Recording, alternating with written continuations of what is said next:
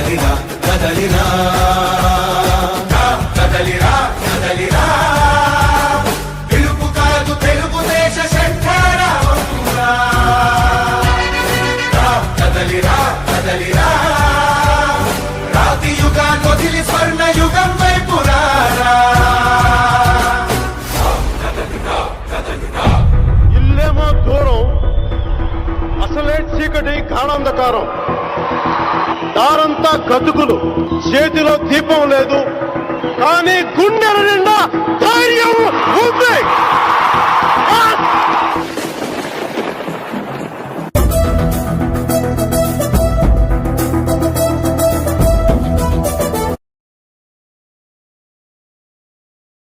కదలిరా కదలిరా కదలిరా కదలిరా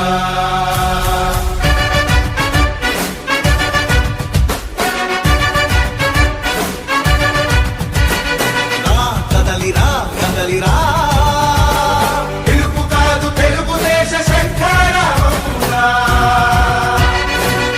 కదలిరా కదలిరా రాతి యుగాన్ని వదిలి స్వర్ణ యుగం వైపు రారా జగనూడల మర్రి మన మెడలెక్కి కూర్చుంది చుట్టూ ఉన్న ఎవ్వరిని బతకనివ్వదే అది దాన్ని తుంచి వేలు తుంచే ధైర్యం ఉంటే రారా ఈ కలి ఆ కలికి బలయింది చాలు తెలుగు జాతి తిరుగుబాటు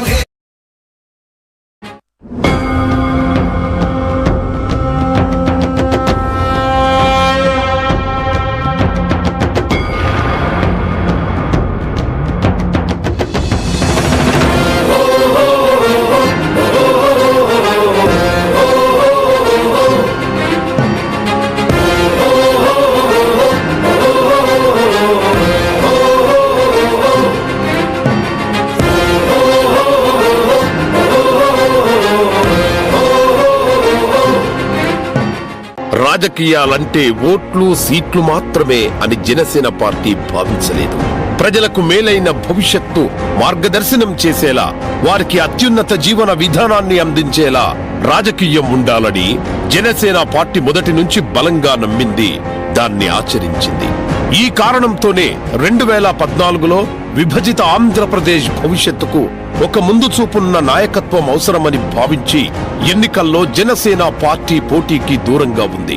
తెలుగుదేశం బీజేపీ కూటమికి సంపూర్ణ మద్దతు పలికింది. 2019 ఎన్నికల్లో ఆంధ్రప్రదేశ్ రాజకీయ యవనికపై ఓ సత్సంకల్ప రాజకీయ ప్రత్యామ్నాయం అవసరముందని నమ్మి జనసేన పార్టీ ఎన్నికల సమరంలో దిగింది. 2019లో అధికారంలోకి వచ్చిన వైసీపీ ప్రభుత్వానికి తగిన సమయం ఇవ్వాలని భావించింది. ఇసుక కొరతతో భవన నిర్మాణ కార్మికుల కష్టం చూసి జనసేన పార్టీ పోరుబాట పట్టింది.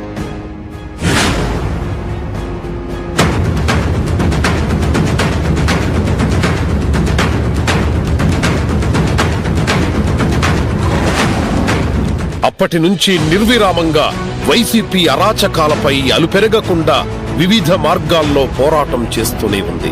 ప్రజలను పీడించే పాలసీలపై పట్టని ప్రజా సమస్యలను వైసీపీ పాలకుల దృష్టికి తీసుకెళ్తూనే ఉంది. వైసీపీ నాయకుడి నియంత పాలనతో ఆంధ్రప్రదేశ్ తిరోగమన దిశలో ఉన్న సమయంలో రాష్ట్ర భవిష్యత్తు గురించి వచ్చిన ఆలోచనే ప్రభుత్వ వ్యతిరేక ఓటు చీలకూడదు, ఏ చిన్న అవకాశం వైసీపీకి మళ్లీ ఇవ్వకూడదు అని సంకల్పించింది. ప్రజల పక్షాన నిలిచి పోరాడుతూ వారి కష్టాలను స్వయంగా వింటున్న పవన్ కళ్యాణ్ గారిపై వైసీపీ పాలకులు కత్తిగట్టారు.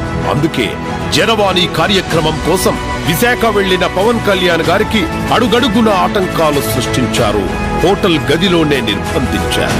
వైసీపీ రాక్షస పాలన కొనసాగితే ఆంధ్రప్రదేశ్ భవిష్యత్తు అగమ్య గోచరమవుతుందనే ఆవేదనలో ఉన్న సమయంలో ఫ్యాక్షనిస్టు ఆలోచనలున్న ముఖ్యమంత్రి తెలుగుదేశం పార్టీ అధినేత శ్రీ చంద్రబాబు నాయుడు గారిని జైల్లో అరెస్టు చేయించారు.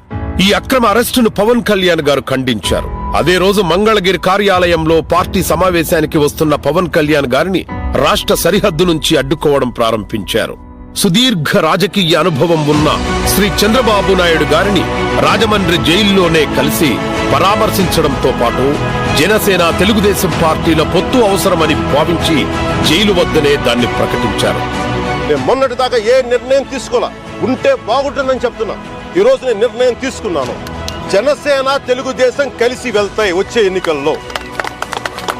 ప్రజాస్వామ్యంలో విపక్షాల పాత్రే కీలకమని బాబాసాహెబ్ అంబేద్కర్ అంటారు.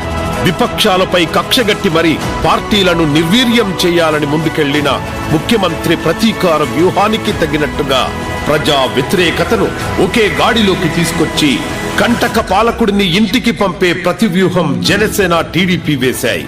వేధింపుల ప్రభుత్వంపై ప్రజల్లో పెళ్లిబికుతున్న ఉక్రోషాన్ని ఓటు శరముగా మలిచి గరళ పాలనపై ఎక్కుపెట్టాలి. వ్యూహం సేనానిది, దాని ప్రతిఫలం రాష్ట్రానిది. ఇదే సత్యం, ప్రజా ప్రభుత్వ స్థాపన తథ్యం.